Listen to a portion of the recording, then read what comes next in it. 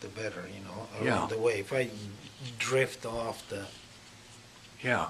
subject, You're because, you're doing you're doing great. So, Victor, it's wonderful to have you here at the parish again with the sculpture of the risen Christ. And would you talk a little bit about what you try to put into the sculpture and what you what you what you think the sculpture expresses, or you hope it expresses?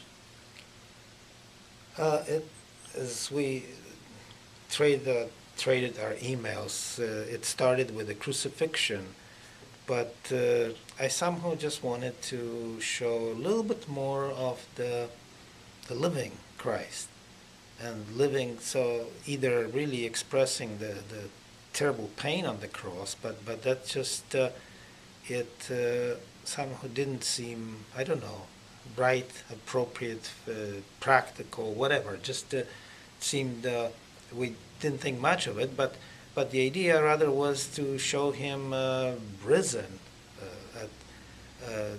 Anyway, for me it was always the resurrection as such was a much more important element.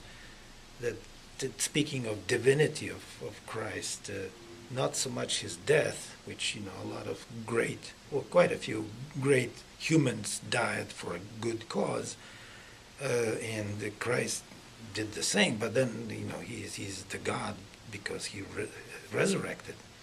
So in that sense, he's actually after all this, he's still just opening up to us, and being God, he still wants the humans come to him, not scared for their lives, but as it used to be, the fearful, God, just in, and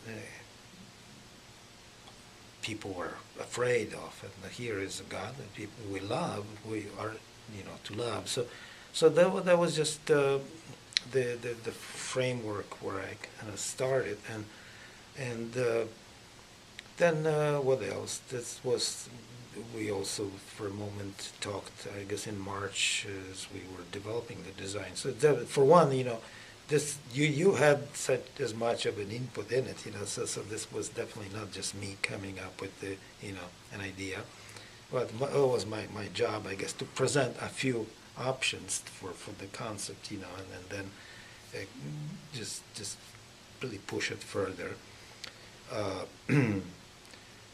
So that we came to the Christ, welcoming Christ, and then the welcome, but also, I just wanted to maybe indeed refer to him already risen, walking, and being not being recognized even by his disciples, and only at some point, by the way, he breaks bread.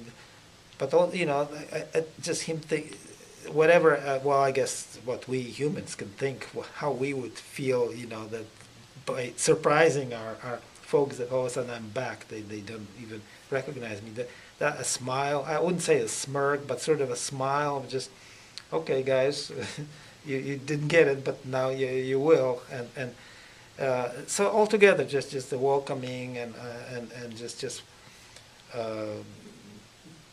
being unrecognized, but at the same time, still the master, whom the folks really admired, and so it's just well, and 50 other things altogether, that the people who we associate with God. Just went into it, and somehow I did indeed change the face quite a few times, and also now away from theology and philosophy, just to actual shop where the welding goes. For this piece, I really had this almost a preset idea of how I wanted the form to be shaped, which is. Almost completely without grinding or cutting tools, just only with welding and melting the steel, so it flows and creates these really, in my view, as very very elaborate and beautiful forms. sort of a little bit like what Rodin did, the French and great French sculptor. That I tried. He worked in clay, and I tried a few times in my study of the figure sculpture years ago.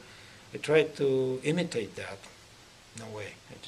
There was no way you could do that. It's just I read about it how he modeled that actually the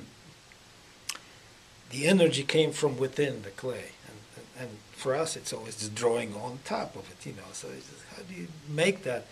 And that just I gave up on it. But then I started welding steel, and that was, and of course at first with steel you struggle with it. It's a very hard material, so you're happy that you